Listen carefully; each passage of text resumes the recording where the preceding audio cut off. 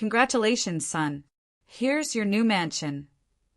The words echoed in my ears as I watched my parents hand over the keys to my brother. A $1.2 million house. Gifted just like that, with cheers and applause all around. My heart raced, not with joy, but with confusion. I waited, thinking maybe they had something for me too, even a small gesture. But instead, my father slipped a crumpled $5 bill into my hand and said, "Here, this is for you." My smile froze, my chest tightened, and in that moment, I realized just how invisible I was to them. My brother hugged them, thanking them for changing his life, while I stood in the corner, holding a bill that couldn't even buy me lunch. I felt humiliated, like the love and recognition I had always hoped for never existed. I quietly slipped out, my feet heavy, my heart heavier. As I walked away, I told myself I wouldn't cry this time, but the pain was too sharp to hold in. An hour later, something unexpected happened, something that changed the way I saw my life, my worth, and my family forever. "You're the pride of this family." My parents cheered as they raised a toast for my brother, handing him the shining keys to a $1.2 million mansion. Cameras flashed, relatives clapped, and he stood tall, soaking in all the love. I forced a smile, standing right beside him, hoping maybe I would hear my name next. But when the spotlight turned to me, my mother slipped a $5 bill into my palm as if it was a favor, whispering, "This is all we can do for you." My throat tightened, my vision blurred, and I laughed nervously to hide the sting. $5, while my brother's name was etched on property papers worth millions.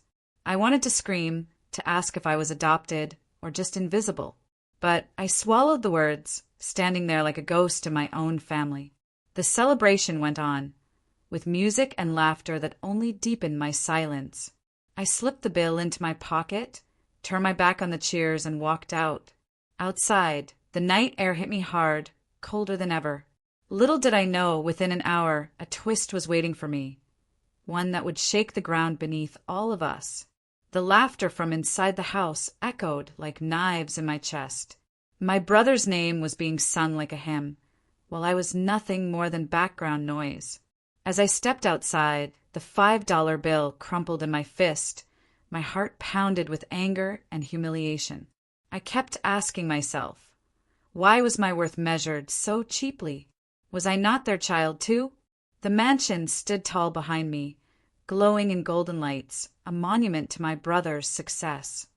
But to me, it was a reminder of everything I was denied. I walked aimlessly down the street, tears burning in my eyes, my thoughts crashing like waves. Just then, my phone buzzed. It was an unknown number, and when I answered, the voice on the other side changed everything. "We've been trying to reach you," the woman said firmly. "There's something you need to know about that mansion and about your family." Her tone sent chills down my spine. For the first time in years, I felt the weight shift. Maybe I wasn't the worthless child they painted me to be. Maybe there was a truth hidden behind their favor for my brother, something they never wanted me to find. The party lights sparkled across the mansion's windows, and laughter spilled out into the night, but none of it felt meant for me. I stood at the edge of the driveway, clutching that $5 bill like it was a cruel joke. My brother's new keys dangled in his hand, shining under the lights, as everyone clapped and cheered. The celebration wasn't just about him. It was a loud reminder of where I stood in this family. I tried to smile, but the weight in my chest was unbearable. As I walked away, the voices behind me faded, and the silence of the street wrapped around me. My phone buzzed, and when I glanced at the screen, it was a message that made me stop in my tracks. "You don't know the full story. Meet me tonight." My heart skipped. Who could this be? Why now, of all times? My steps quickened, my mind racing between anger and curiosity. I realized something bigger was happening, something my family had hidden carefully behind closed doors. That mansion wasn't just a gift, it was a mask, and I was about to tear it off. The moment my dad handed my brother the keys, the whole room erupted with cheers, claps, and endless congratulations. I stood there frozen, my fingers curling around the single $5 bill they had pressed into my hand like a pity gift. My heart sank, but my pride kept me upright. I forced a smile, swallowed the lump in my throat, and quietly slipped out the back door. The night air hit me hard, cold and sharp, but it was nothing compared to the chill inside me. I walked aimlessly, each step echoing the thought, I wasn't enough for them. I sat on a park bench, staring at the bill, and laughed bitterly. Just then, a stranger sat down beside me, someone I had never seen before, but who seemed to know me. "You don't belong in their shadow," they said softly, sliding an envelope into my hand. My eyes widened at the weight of it, my chest tightening with questions.